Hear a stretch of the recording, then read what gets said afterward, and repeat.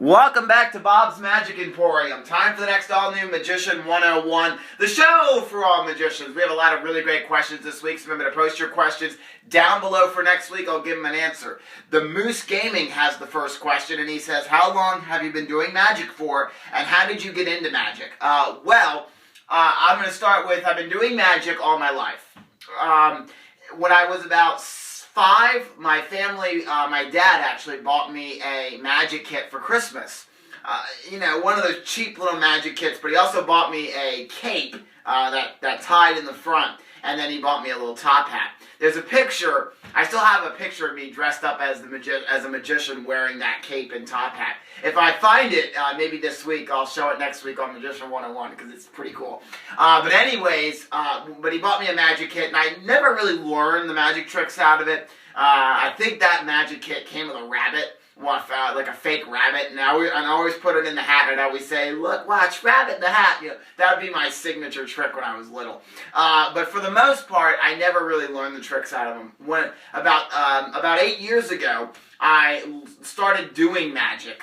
My first video on YouTube was of a Sam the Bellhop performance. That was the first trick I ever learned. I did it for my family. They all loved it, and my family, especially my stepdad, was anytime his friends came over, was like, do that card trick you did. That was pretty cool. And that got me started when everyone else who was not my family loved watching me tell this story with the deck of cards.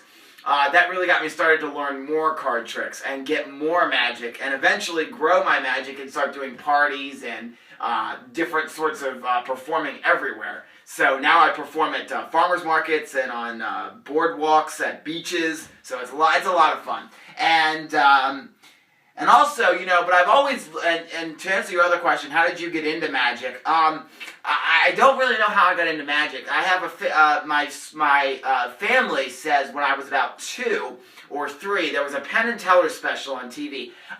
I don't even know why this was on TV, because nobody else in my family, I'm not going to say they don't like magic, but it's not something that I don't think they would sit down and watch, like if it was ever on TV. I don't ever remember my dad ever sitting down watching a magic special, unless I was there with him to watch the magic special.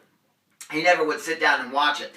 But anyways, my dad used to tell this story that there was a Penn and Teller special on TV when I was about 2, and I sat there and I watched the whole thing, which is rare for a 2-year-old to actually sit and watch a show end to end. So my dad used to say to me, the reason I say used to, he's no longer alive anymore, but he used to say to me, you sat there and watched that whole special. So I've always loved magic apparently since I was 2, which is pretty cool. So that's my long drawn out story there. Sorry that was so long. Alright, let's go to Tyler Lunsford Magic. He has the next kind of question, and he said, I think it was a guy named 444RR talking about who gave him the idea for Pretty Clip 2.0. But this is what Tyler has to say. He says, but I'm also working on another project. What would you think of a borrowed deck cut by the spectator or spectators?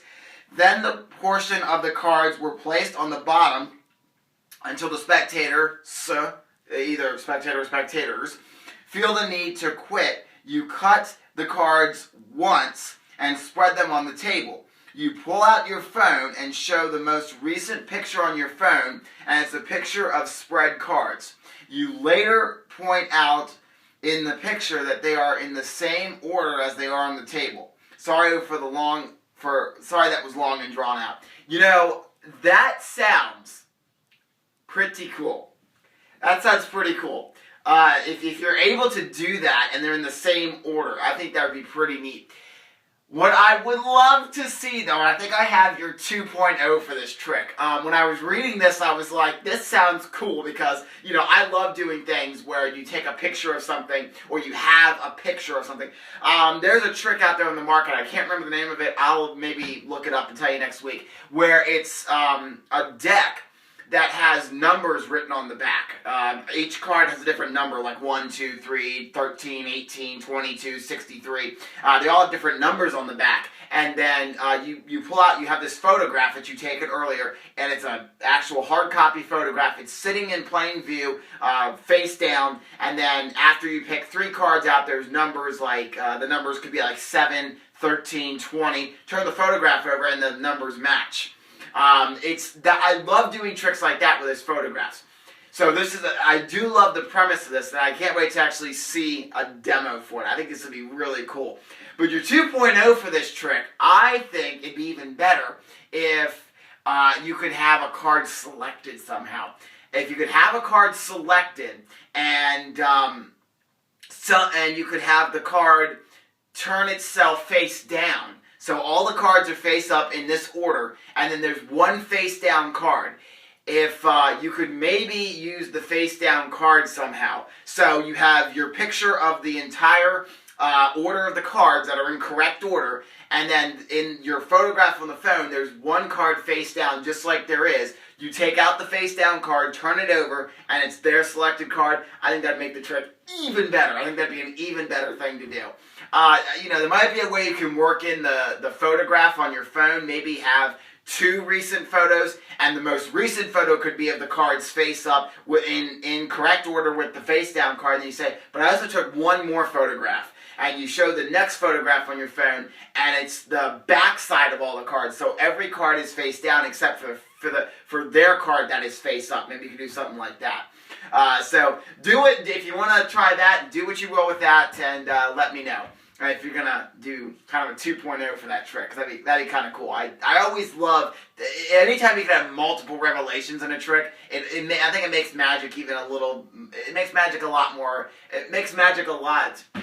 I cannot speak today and I don't want to butcher this. It makes magic a lot better, it makes magic more enjoyable for the spectators to watch, there we go, when you have multiple revelations, because then it's like multiple punches to the face. So it's a lot of fun. So do what you want with that. Do what you want with that. All right. Richie Peters has the next question. What's your favorite silk-related trick? I have no idea. There's a lot of good ones out there. Clatterbox. That's a fun one to do. The clatterbox is great. You have a silk vanish, and then you open the box falls apart, and then the silk's hanging from the lid. That's a fun one. I love the mismade flag. That's kind of a staple of kids' magic tricks. Kids show party magic, and it's a lot of fun to do because it really does confuse the kids. The kids are like, wait, what? Huh? So that's probably my favorite, is the mismade flag. I do love that one. All right, and a good silk vanish is also good. Using something special, using a digit is also fun to, do a silk vanish. That's a lot of fun.